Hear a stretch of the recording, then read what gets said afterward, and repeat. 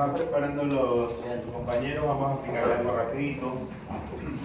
Cuando yo hablo de infecciones urinarias, porque las infecciones urinarias abarcan todo lo que es el tracto urinario y abarca el tracto urinario y abarca todo lo que corresponde también la parte renal. Y cuando yo refiero a una infección de vías urinarias o una infección urinaria, hablo mucho del urotelio. El urotelio es un epitelio estratificado. ¿Por qué es estratificado? Porque es un epitelio de constante descamación, constante eliminación debido a las diferentes agresiones que presenta a la orina. Puede ser de los cristales, de ácido úrico, cristales de calcio, oxalato, todo lo que genere lesión del urotelio. Entonces, por ende, como es un epitelio estratificado, tiende las primeras células a descamarse. ¿Ya? Entonces, al producirse esto, esta descamación es una respuesta fisiológica ante cualquier agresión. Cuando nosotros hablamos de esto, ¿qué es una infección urinaria? Es la presencia de un agente patógeno que agreda o que lesione al urotelio, sea de la vía urinaria o sea al riñón. Y para esto nosotros tenemos que tener claro bien las funciones acerca de la etiología. Cuando nosotros definimos la etiología, yo siempre la defino en ambulatoria o la defino en forma general. Es aquel paciente que anda ambulatoriamente o que está habitualmente en calle, ¿ya? Y dentro de las cuales tenemos la Escherichia coli en un 80%, la Klebsiella pneumoniae, el Enterobacter y el Proteo, que son de forma descendente el porcentaje de afectación, ¿ya? Y que esto también va a depender mucho si el paciente estuvo no hospitalizado, porque si estuvo en una hospitalización, la flora bacteriana va a cambiar netamente, dentro de las cuales a la cabeza tenemos lo que son las pseudomonas y las Klebsiella pneumoniae. Antes se habla mucho de los estreptococos y de los estafilos, pero ya eso salió de paradigma, ¿ya? Y también de los factores inmunodeprimidos de forma fisiológica, como son los estreptococos beta hemolíticos en las mujeres embarazadas, que predominan, y cuando también puede haber por contaminación, porque puede ser de que yo tenga una muestra contaminada y presente un estafilococo que habitualmente lo encontramos en piel, ¿no? Entonces, yo tengo que tener clara la etiología con la que me estoy presentando y con la que puedo yo trabajar. Y para esta etiología yo tengo que saber cómo viene la patogenia o qué es lo que genera la patogenia o qué es lo que me lleva a que esta infección se presente. Entonces, dentro de la patogenia tenemos cuáles son las vías de diseminación. Son tres claras: vía ascendente, vía hemática y vía linfática, ¿ya?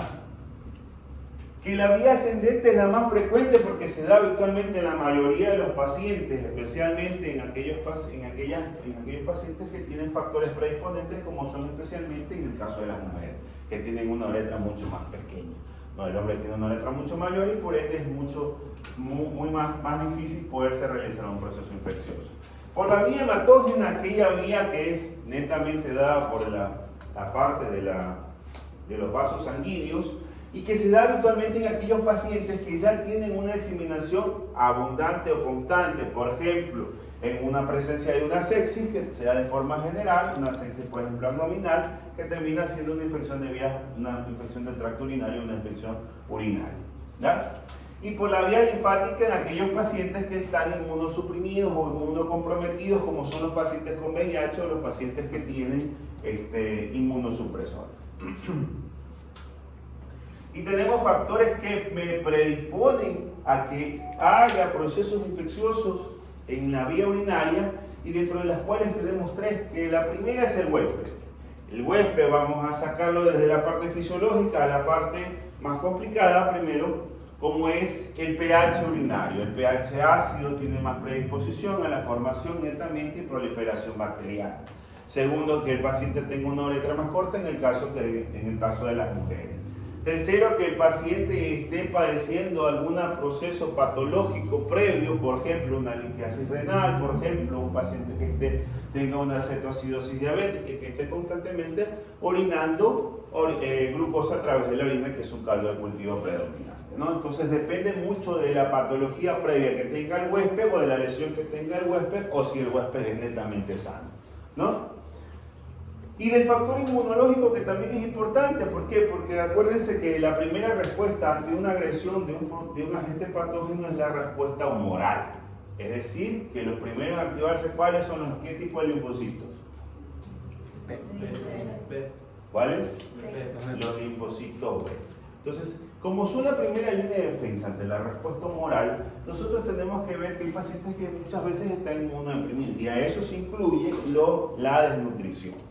Desnutridos, pacientes que tengan VIH, pacientes que tengan inmunosupresión. Entonces la respuesta humoral es mucho más lenta y por ende la afectación va a ser mucho mayor. Y la tercera es el agente patógeno. Yo la puse en la bacteria. Aquí es el agente patógeno. Debido a que el agente patógeno depende mucho de varias afectaciones y como lo dijo la doctora en su exposición, que me pareció muy buen relato, tienen papel higiénico para borrar, por favor, o una servilleta. Que el jugo de arándano le va bien a los pacientes que tienen afectaciones. ¿Ya? Eso no. Gracias. ¿Ya? Le va bien a los pacientes que tienen afectaciones renales. Y dentro de las cuales el agente patógeno tiene varios eventos que van a cursar, o por eso es que muchas veces se malinterpreta, ¿no?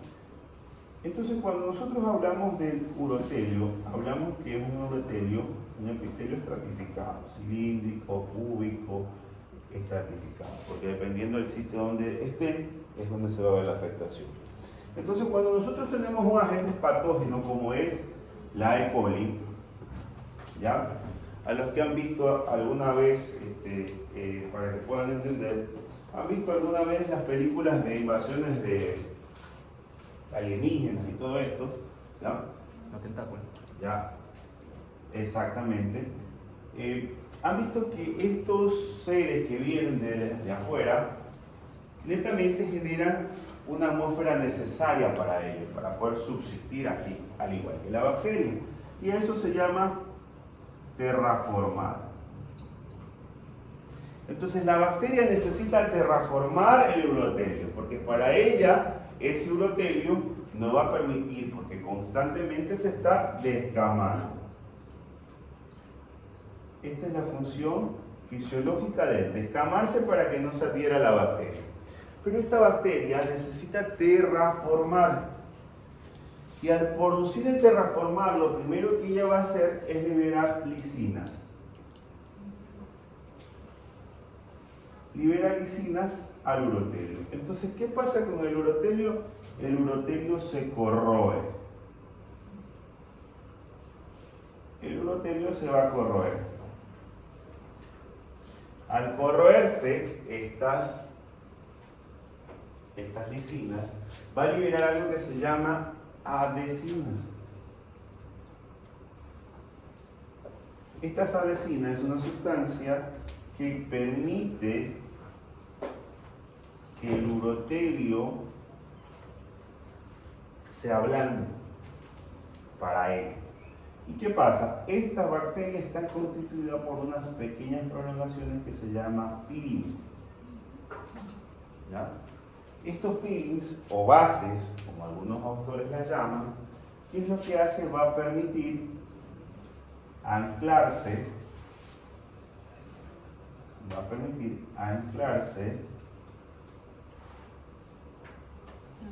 al urotelio. ¿Verdad? Esto ocurre dentro de las principales 5 o 10 días de evolución de la infección de vías urinarias. ¿Ya? Pero esto no queda ahí. Como sabemos que la siguiente respuesta en activarse, la respuesta humoral tardía, la bacteria genera algo que se llama biofilm. Biofilm no es otra cosa que una cápsula que permite recubrir a la bacteria para evitar la agresión posterior o el encapsulamiento. ¿Ya? Y además este biofilm hace que el cuerpo también genere una nueva capa para tratar de encapsular esta bacteria en respuesta a la agresión. Entonces todos estos eventos habitualmente generan descamaciones celulares, ¿ya? Y ahí por eso vemos cantidades de células descamativas, encontramos leucocitos, encontramos hematíes, y son las causas frecuentes que yo voy a encontrar en el sedimento urinario, ¿verdad? Ahora, cuando se generan estos eventos, la bacteria genera liberación de una cosa nada más, que son las enterotoxinas.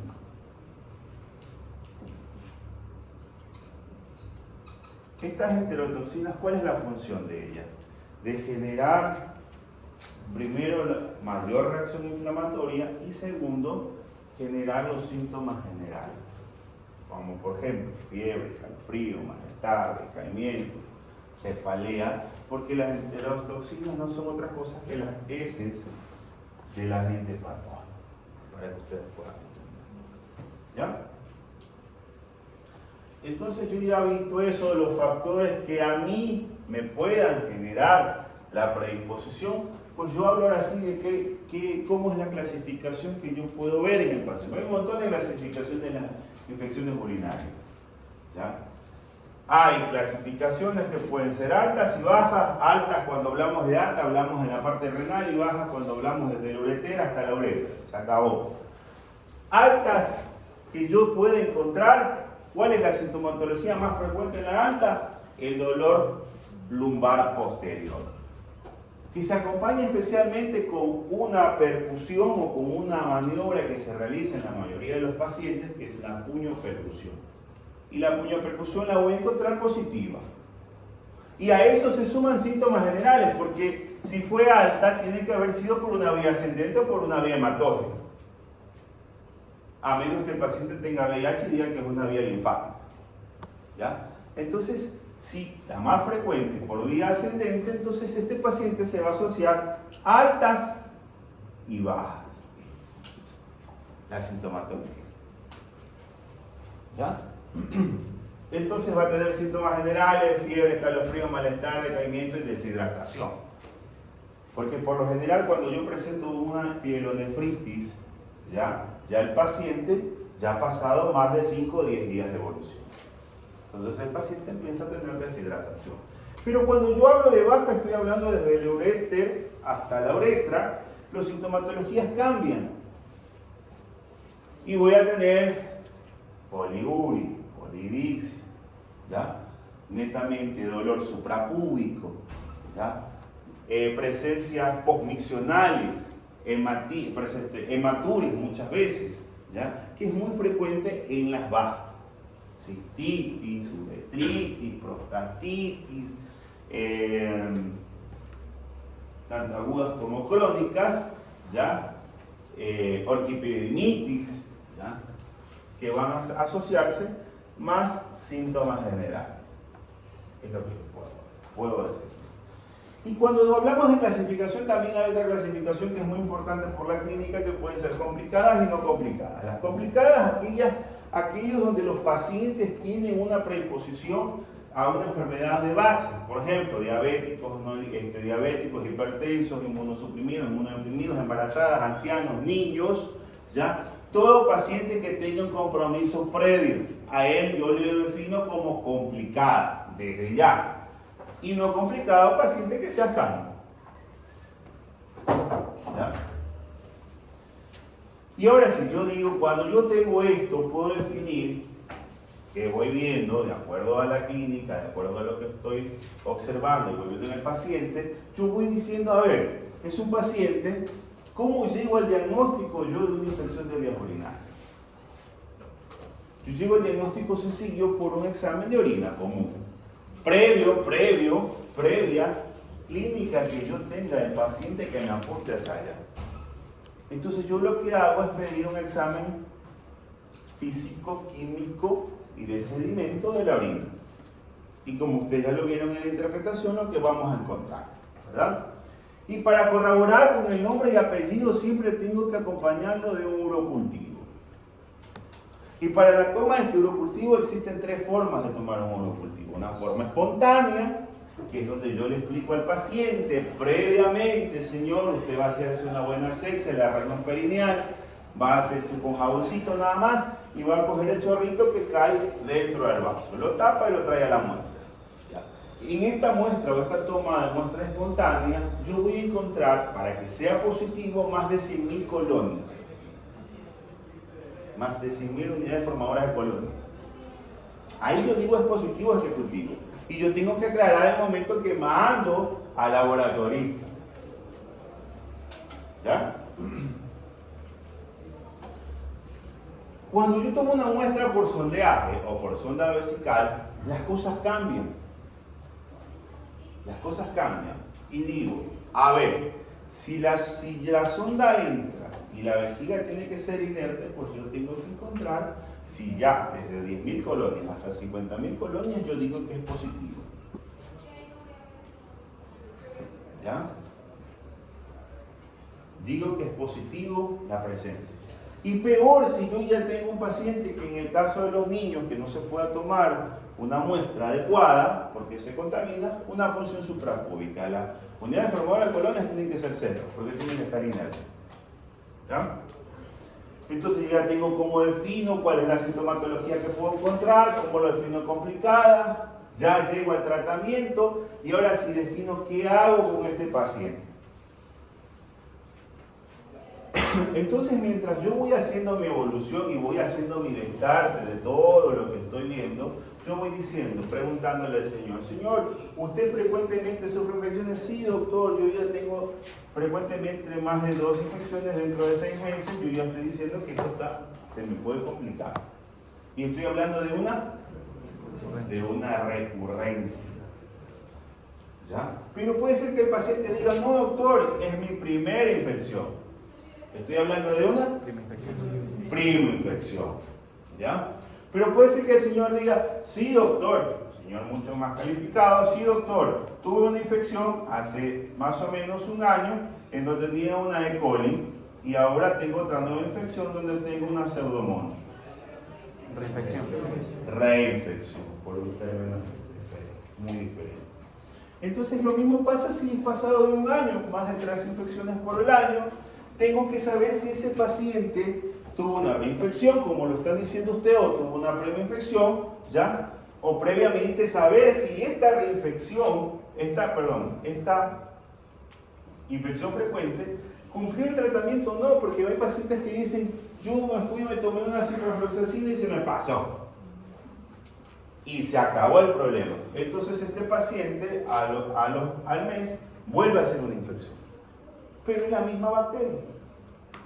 Solo que no cumplió su esquema antibiótico. Tengo que saber si el paciente estuvo hospitalizado o no.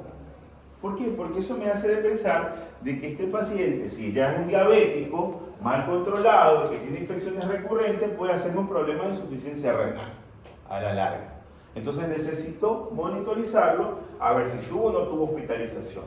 Y con esto yo ya me voy grabando y voy diciendo, mira, este paciente tiene ya una previa de que estuvo hospitalizado por alguna bacteria, la más frecuente, la Escherichia coli, y ahora sí yo digo, ¿cómo yo manejo a este paciente? ¿Qué es lo que yo voy a hacer por este paciente? Si vieron que esto es sencillo, no tiene otra cosa, no tiene mucha lata como ustedes hablan. Entonces yo digo ahora sí, ¿cómo yo manejo a este paciente? ¿Cuál es mi tratamiento?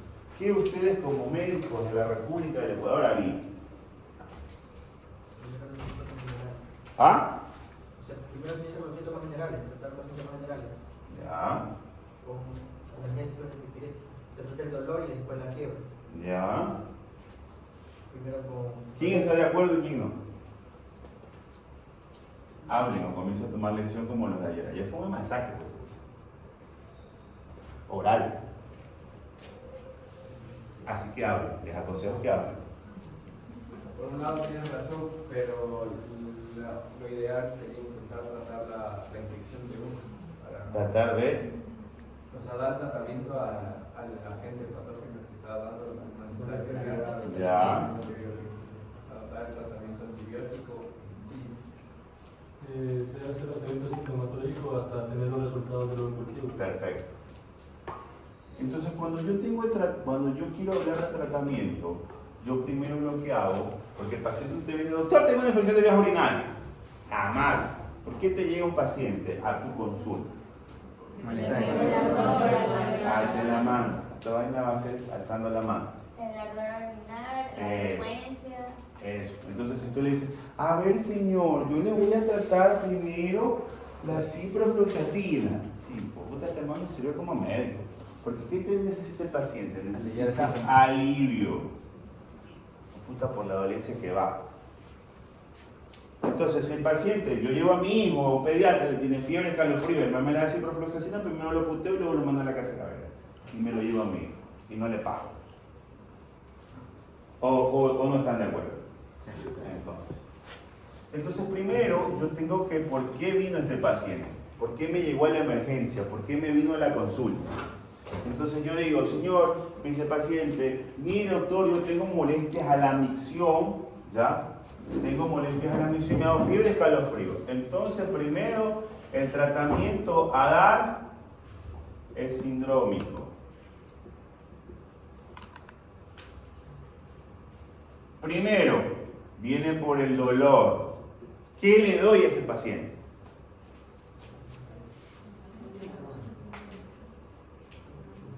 Se pueden utilizar analgésicos urinarios como la fenazopiridina ¿Ya? o Aines también. Puedo utilizar un analgésico y un antidesinflamatorio a la vez. ¿Cómo cuál?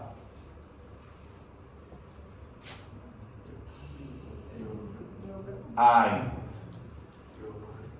Puedo utilizar diclofenaco, ibuprofeno, naproxeno. Puedo utilizar ketorolaco, ¿ya? Y paracetamol. ¿Verdad? Entonces yo primero lo que le mando al paciente es tratar de aliviar la molestia. Entonces yo digo, bueno, el paciente me dice, sí doctor, pero aquí me lo pone difícil porque así van a tener en el examen. El paciente es alérgico a los años. ¿Qué le doy? ¿Ah? Un esteroide. ¿Un? Un esteroide. ¿Cuál? ¿Ah? ¿Ah? Tramadol. Entonces utilizo un opioide.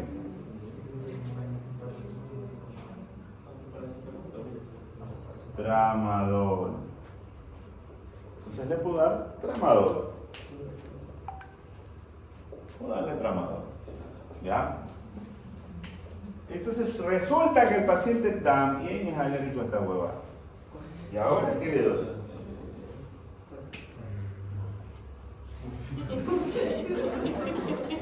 ¿Qué le dan al paciente? No es risa, en serio. Porque si ustedes lo preguntan, señor, ¿usted es alérgico a algún medicamento? El paciente jamás te lo dice. Le mandas ibuprofeno y regresa con una shock anafiláctico. Estás en la rural que no tienes nada, ¿cómo entubas a ese paciente?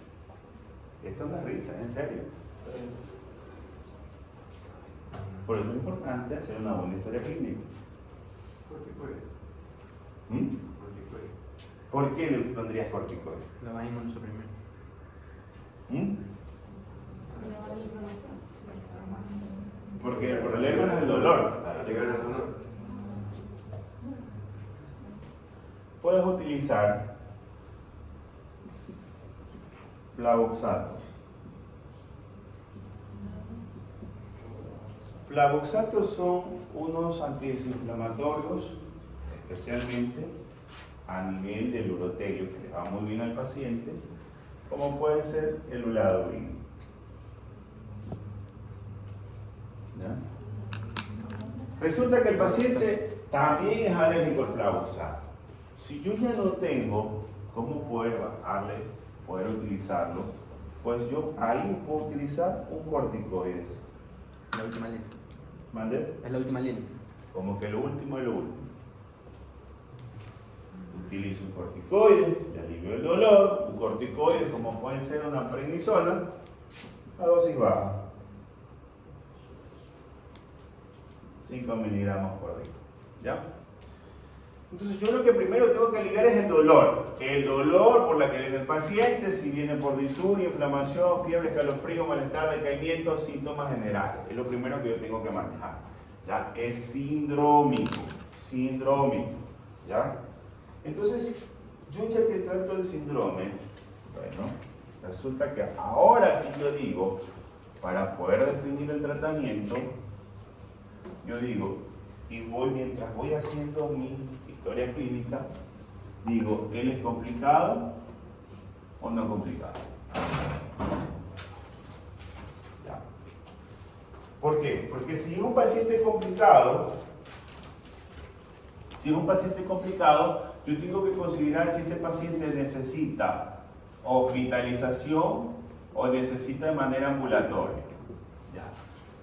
Todo paciente complicado, antes de enviarlo a casa, yo lo mantengo en observación, porque es un paciente ya complicado de riesgo.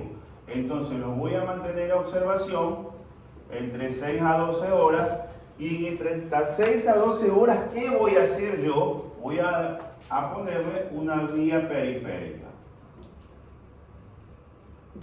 donde le puedo poner solución salina, donde le puedo poner lactato de Ringer, lo que tenga a la mano, a un goteo de 31 ml horas por minuto, y si puedo darle más, mejor. ¿Ya?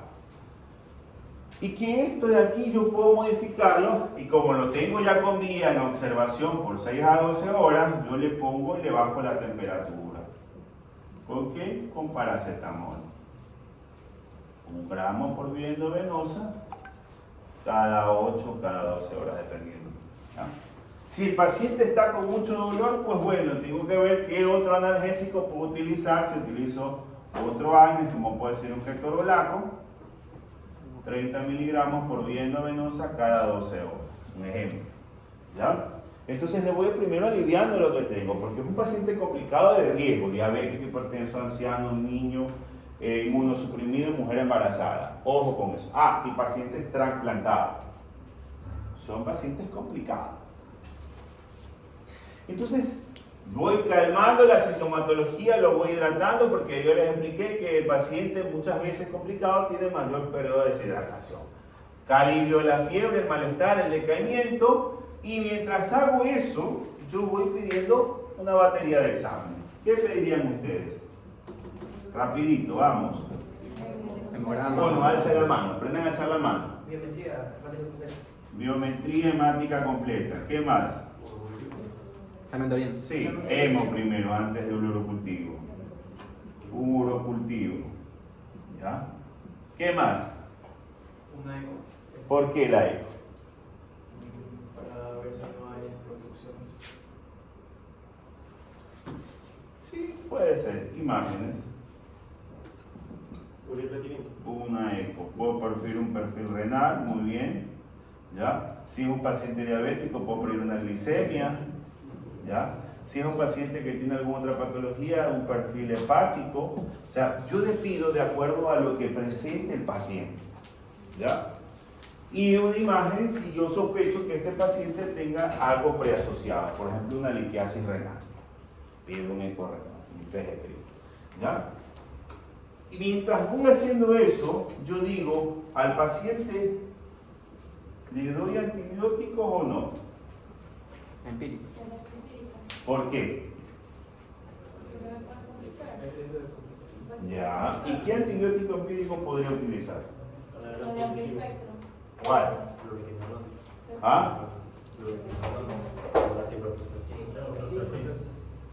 Levofloxacina, ciprofloxacina, fluorquinolona. ¿Qué antibiótico puedo utilizar?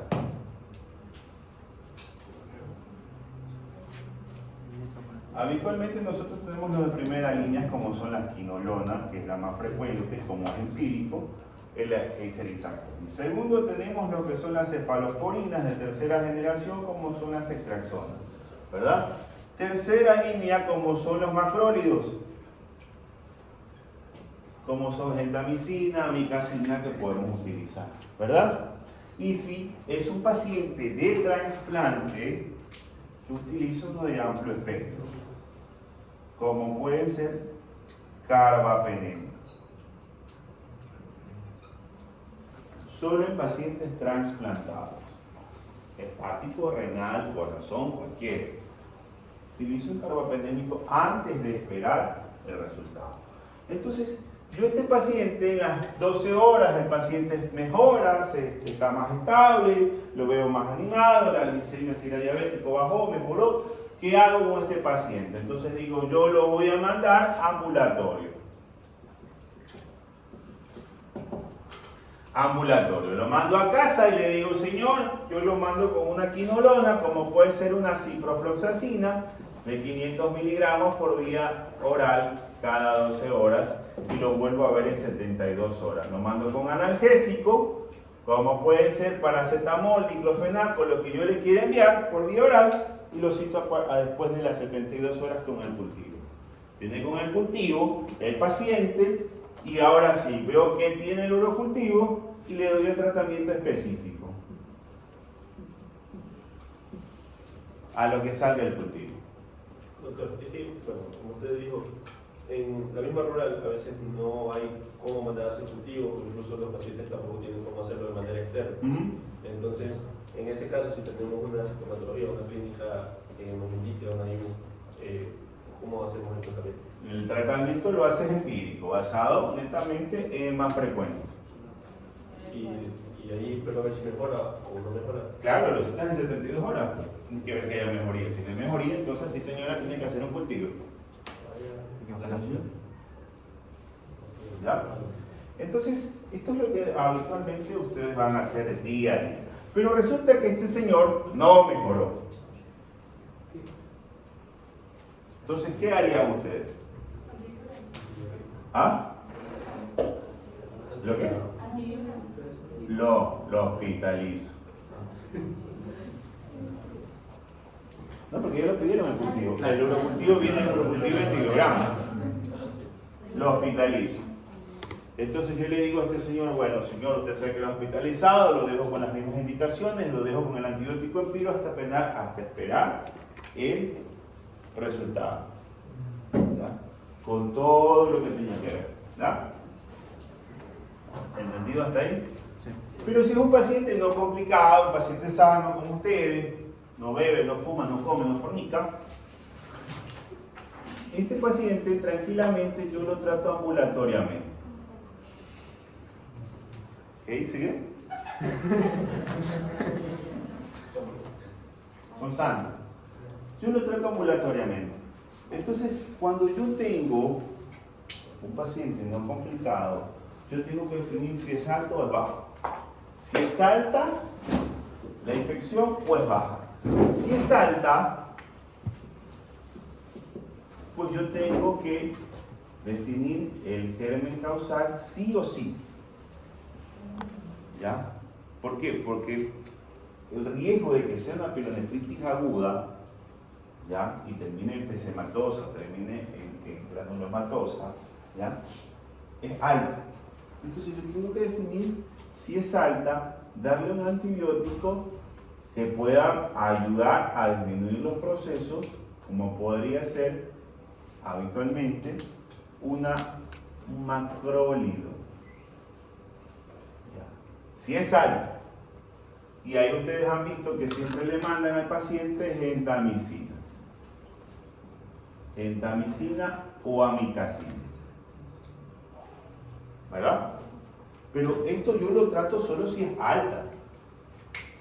¿Ya? Yo solo si es alta. Entonces yo le mando 3 dosis, porque en 3 días lo vuelvo a ver, y le digo, señor, en 72 horas regrese porque yo necesito verlo cómo está el cultivo. Resulta que el cultivo era un KPC. Sensible, sencillamente, porque ya ha sido multiresistente, es sensible a carbapenémico. Doctor, Hola. disculpe, una pregunta. Si no se está viendo confusión de los macrólidos, mencionan los aminoglucósidos. Perdón, aminoglucósidos, perdón. Estoy pensando. Aminoglucósidos. Entonces, si yo tengo un pacientito como este, ambulatorio, yo primero lo trato con aminoglucósidos. El aminoglucósido lo trato a las 72 horas y luego de esto yo trato de ver qué me salió en el cultivo. Si el cultivo es positivo y es sensible a este, buenísimo. Si me sale otra bacteria, como por ejemplo los carbapenémicos, como por ejemplo el KPC, y necesito tener carbapenémicos, pues entonces lo hospitalizo. ¿Ya? Si me sale sensible a la bacteria que estoy sospechando, que es por ejemplo una E. coli sensible, pues bueno, le dejo el carbapenémico y le agrego algo más como podría ser una quinolona para cubrir. ¿Cuál es el tratamiento aquí? El tratamiento habitual es de 7 a 10 días. Otros hablan de 10 a 15 días. De 10 a 15 días para cerrar el ciclo. Pero de 7 a 10 días es suficiente. ¿Ya? Pero ¿qué pasa si esta infección es baja? En un paciente sano. Para todo lo contrario. ¿Ya? Si es baja, ¿ya? Yo puedo utilizar lo que es la nitrofurantoína, puedo utilizar la ciprofloxacina, puedo utilizar los aminoglucósidos, puedo utilizar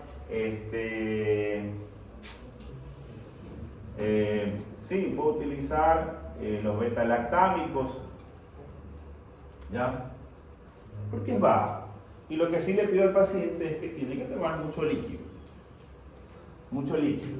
Le doy igual analgésicos, le doy igual todo lo que vimos aliviar la muestra del dolor. La más frecuente actualmente en los pacientes jóvenes, en los varones, son las prostatitis.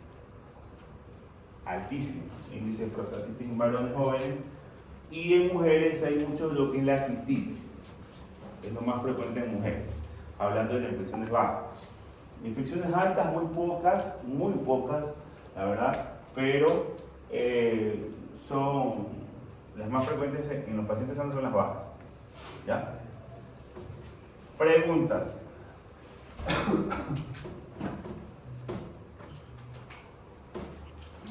Listo. Avancemos con otra manera. 20 minutos en el 5%.